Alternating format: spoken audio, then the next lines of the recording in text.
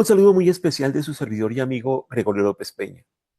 En la Escuela Bíblica Shalom Ministry estamos comenzando un estudio cuyo objetivo es brindar una capacitación para leer la Biblia completa y lo haremos con una serie que llamamos Descubriendo el Evangelio en cada libro de la Biblia. Tal vez hayan visto otros libros o series que suenan similares, pero me gustaría hacer un alto aquí en esta introducción de que esto va a ser algo único y espero que sea muy útil. ¿Por qué? Porque va a ser un estudio conciso, van a ser sesiones muy cortas. Dios mediante, vamos a intentar cubrir todos los libros de la Biblia. También porque no solo es para los maestros de la Biblia, sino para los lectores de la Biblia. Así que no solo van a ser útiles para ellos, sino para todas las personas que, además de leer y enseñar, creo yo, van a darles herramientas para aquellos que simplemente leen la Biblia y buscan entenderla y cambiar su vida, con toda seguridad que les va a ayudar. Y en tercer lugar, porque son enseñanzas equilibradas. Esta es la razón por la que creo yo va a ser útil. Y es que cuando la gente habla del Evangelio hoy en día, tienden a caer en una de dos categorías. Ojo, cuando la gente habla del Evangelio, una de estas dos categorías. Primero, tienen que hablar del Evangelio como un principio. Y esa es la tendencia. Y la segunda es que tienden a hablar del Evangelio como una historia. Ahora, veamos qué sucede con el Evangelio como principio. El Evangelio como principio nos enseña que la salvación es por gracia. Somos salvos por la obra de Cristo, no por ninguna obra que nosotros hayamos hecho. Esto va contra el legalismo, cuyo error fundamental es que manifiesta de una u otra manera que eres salvo por tus buenas obras. O también contra el antinomianismo, cuyo error fundamental es vive como quieras. No importa, como vivas, puedes vivir como quieras. Pero dentro de esa afirmación que hemos hecho de que la salvación es por gracia, esta debe ser una gracia que transforma. Cuando la escritura nos dice que no es por obras, dice, ¿por qué? Porque es un regalo de Dios, un don, un regalo de parte de Él. No es algo que nosotros siquiera podamos ganar. ¿Esto cómo se debe manifestar? Esto se debe manifestar en una fe que transforma. La fe verdadera trae transformación. La fe auténtica siempre produce buenas obras. Las buenas obras son consecuencia de, por gracia, recibir el regalo de la salvación de parte de Dios. Y es un proceso de transformación. ¿Por qué? Porque la gracia de Dios no solo nos lleva a la salvación, sino que también nos lleva a transformar nuestra vida de manera completa. Hemos visto entonces una de las dos tendencias, el Evangelio como principio, ahora veamos el Evangelio como historia. El Evangelio también es una historia, no solo son principios. ¿La historia qué es? Creación, ese inicio allí, la caída, la redención y la restauración. Vamos a mantener esas cuatro fases, esas como cuatro etapas de la historia del Evangelio que van desde el Génesis hasta Apocalipsis, las vamos a mantener presentes. Y vemos que el Evangelio dice que el mundo fue creado bien. Todas las cosas fueron creadas para ser disfrutadas y que fueron una buena creación de Dios. Pero porque nos apartamos de Dios, los hombres humanos, todos lo hicieron, todo se ha corrompido. Ahí viene la caída. Y aún así, Dios juzgará el pecado y aún así Dios está en un proceso de ¿qué? De redimirnos del pecado y redimir al mundo entero del pecado a través de su Hijo Jesucristo. Y su lucha es que al final del tiempo va a restablecer el mundo como un mundo perfecto, de la manera que lo quería. Es interesante cómo vamos a encontrar una asociación entre los dos primeros capítulos de Génesis con los dos capítulos finales allí en Apocalipsis, en la historia de la Biblia.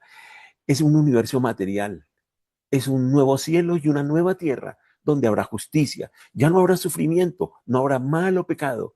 Y así se completa la historia de la redención, creación, caída, redención y restauración. Cuando nosotros podemos ver esto, nos podemos preguntar, bueno, pero ¿qué perdemos sin esa narrativa? En la línea de la historia, mire lo que puede ocurrir. Si no sabes esa línea de la historia, de que todas las cosas son buenas porque fueron creadas por Dios y aún así todas las cosas se han caído y han sido corrompidas y aún así Dios nos redimirá y hará que el mundo sea un lugar perfecto de nuevo, si no sabes eso, hay muchas cosas que te pierdes. Una de ellas es que vas a tener una visión simplista de la vida. La otra es que vas a caer en un individualismo. ¿Por qué? Porque vas a considerar que la manera en que sea la salvación es como si fuera algo entre Dios y tú. Solo Dios y yo vamos al cielo, mientras que si miras la línea de la historia, verás que Dios está creando un pueblo, no es algo individualista. Primero, a través de los hijos de Abraham y a través de los creyentes en Jesús. Él está creando un cuerpo, una comunidad. En tercer lugar, pues podemos caer en una esperanza limitada. Si no ves la línea de la historia, no reconoces el hecho de que Dios no solo nos llevará al cielo, sino que realmente va a crear un nuevo cielo y una nueva tierra. Así que si te has perdido el Evangelio como una historia o te has perdido el Evangelio como un principio, un, enfocado apenas en uno de los dos, entonces vas a encontrarte en serios problemas. Ahora, ¿cómo puedes hablar del Evangelio en cada libro de la Biblia y hablar y a la vez, ojo a esto, hablar del principio y de la historia? Bueno, la respuesta es que lo que trae el principio y la historia es la persona del Evangelio, Jesucristo. Por ejemplo, puedes leer David y Goliat y puedes leer David y Goliat así, desde una perspectiva de una lectura moralista. Vemos esa lucha del David y Goliat y podríamos decir, no, si confías en Dios, puedes vencer los gigantes en tu vida. Esa es una enseñanza que suele darse. Pero una lectura cristocéntrica nos lleva a pensar en David como el representante de Israel. Es David un tipo de Cristo.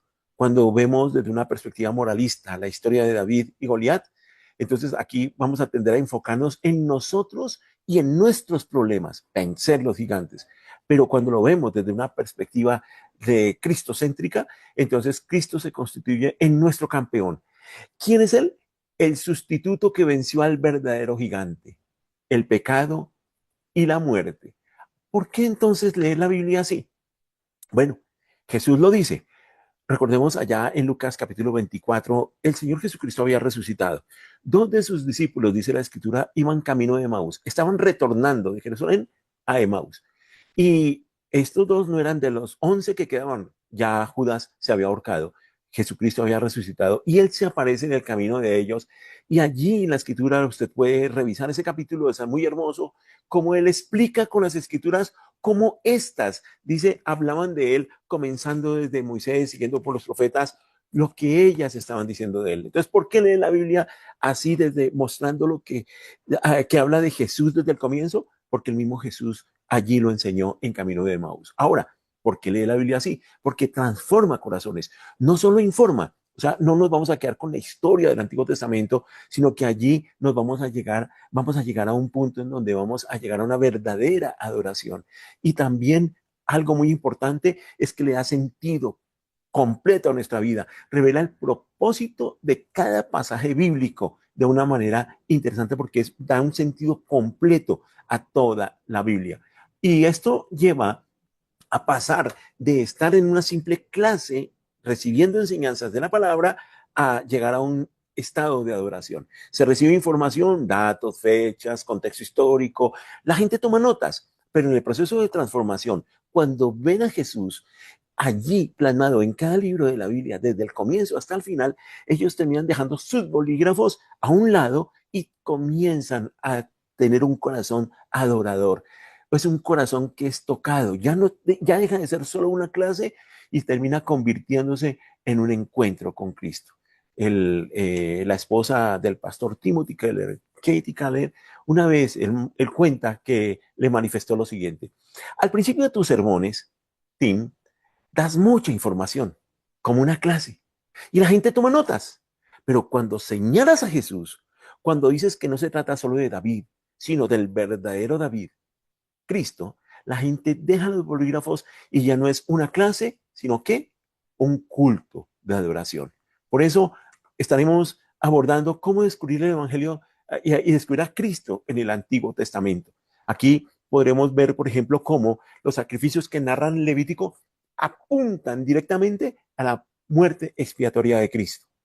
Cuando vamos a Éxodo, por ejemplo, allí vemos cómo este simboliza la liberación que Jesús trae, así como el pueblo de Israel fue liberado de la esclavitud de Egipto para llevarlo a una tierra de promesa, asimismo Jesús nos trae liberación. Cuando abordamos allí toda la descripción del tabernáculo, lugar en donde se manifestó la presencia de Dios porque quería habitar con su pueblo, vemos cómo el tabernáculo representa a Cristo habitando entre nosotros. Y si leemos, por ejemplo, Reyes, allí vamos a encontrar cómo prefiguran a Jesús como quién, como el Rey perfecto. Reyes imperfectos que anunciaban que era inminente la necesidad de cumplimiento de la promesa de que vendría un Rey perfecto. Debemos entonces encontrar un equilibrio importante. Es esto, un equilibrio entre los principios y la historia.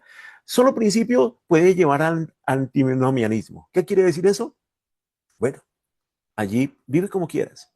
Cuando se mira solo la historia, desde esa perspectiva, se lee la Biblia, se puede llegar al legalismo. Debes esforzarte para ganar la salvación. Pero cuando se unen estos dos, el principio y la historia, entonces aquí nos vamos a ver centrados en Cristo. Cristo, con la gracia que transforma ¿para qué? Para cumplir su misión. Cuando entonces vemos esto, podemos concluir que es importante ir mucho más allá del conocimiento. Y el estudio de la Biblia entonces desde luego, comienza por el conocimiento, comienza por la mente. Aquí entonces se aprenden datos básicos, el contexto histórico, el idioma original, los tipos de textos, todo esto es importante. Pero ojo, no es suficiente. Este es el primer paso. No es suficiente porque llega a la mente, pero debe bajar al corazón. Entonces aquí es donde viene una comprensión que va alineando lo que hay en mi mente y el conocimiento y va bajando. Es como ese puente que va llegando al corazón, en donde vemos cómo todo señala a Cristo. Es aquí donde descubrimos la historia del Evangelio en cada pasaje y cómo Dios revela a Jesús a través de toda la Biblia. Pero esto, al bajar al corazón, debe llevar a un cambio.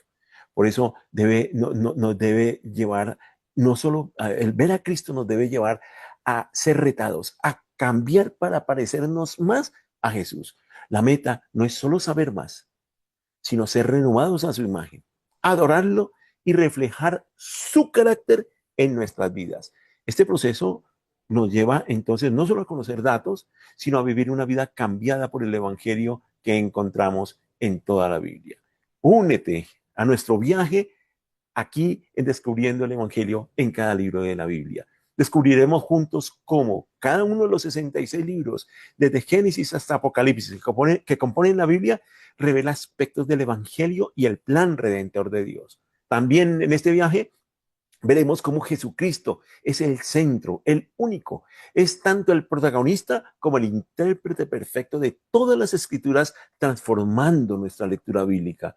Y lo más relevante de todo esto es el impacto que vamos a tener. Experimentaremos cómo esta lectura cristocéntrica nos lleva de la simple información a la adoración, tocando nuestros corazones para una vida de misión, para una vida con propósito. Dios les bendiga. Bienvenidos a este nuestro viaje. Hasta pronto.